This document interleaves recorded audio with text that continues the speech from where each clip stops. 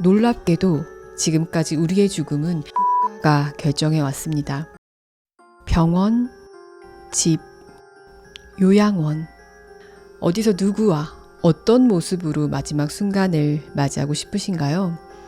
막연한 질문 같지만 놀랍게도 지금까지 우리의 죽음은 국가가 결정해 왔습니다.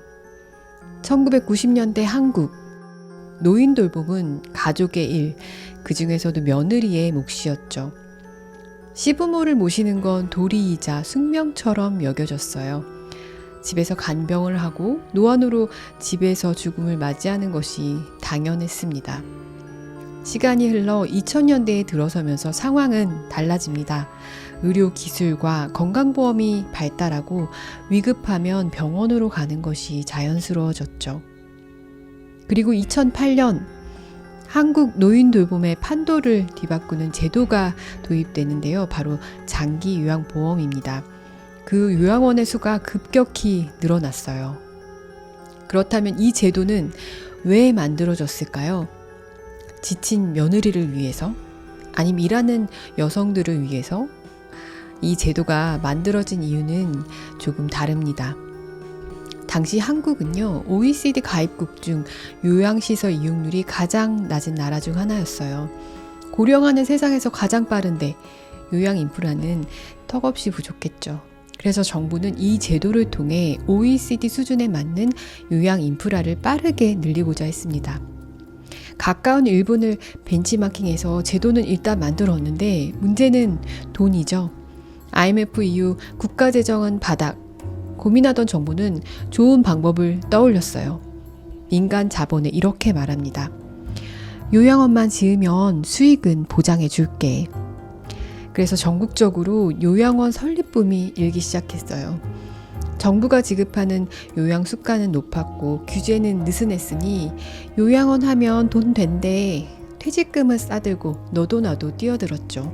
하지만 몇 년 후 정부는 요양수가를 감당하지 못했어요. 그래서 갖가지 규제를 통해 요양원 설립의 문턱을 높이고 부실한 시설은 정리하는 쪽으로 제도의 방향을 틀었죠.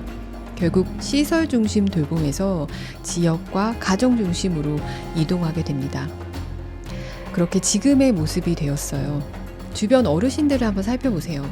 낮에는 주간보호센터에 가고 오후엔 방문 요양서가 집을 찾아옵니다. 주 1회 의사나 간호사가 집을 방문해서 건강도 체크하고요. 어느새 돌봄의 질문은 누가 모실까인가에서 어떤 네트워크로 돌볼 것인가로 바뀌었어요.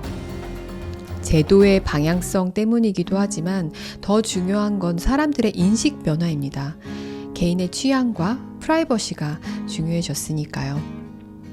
여러 종류의 재가 서비스로 집에서 돌봄을 받다가 좀 상태가 악화되면 요양원에 가고 죽기 직전엔 병원으로 옮겨져 생을 마감하는 형태, 이 구조가 당분간은 유지될 것 같아요. 하지만 저 같은 경우는 살던 집에서 죽음까지 맞이하고 싶습니다.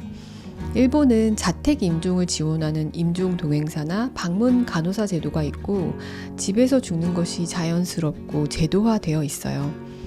하지만 우리나라는 보통 숨이 넘어가면 119를 부르죠. 저도 사실 아버지가 익숙한 집에서 평온하게 마지막을 맞이하셨으면 좋겠다 라고 생각은 하지만 막상 그 순간이 오면 119를 부르고 병원으로 향하게 될 것 같아요. 하지만 우리 세대에는 더 다양한 선택지가 생기지 않을까요? 국가가 제도를 통해서 나의 마지막 순간을 결정하기 전에 내가 먼저 고민하고 준비해 보는 건 어떨까요? 언젠가 그날은 옵니다. 어디서 누구와 어떤 모습으로 그 순간을 맞이할지 지금부터 함께 그려가면 좋겠어요. 죽음을 이야기하지만 결국 삶을 바꾸는 시간, 조엘의 정원에서 함께 해주세요.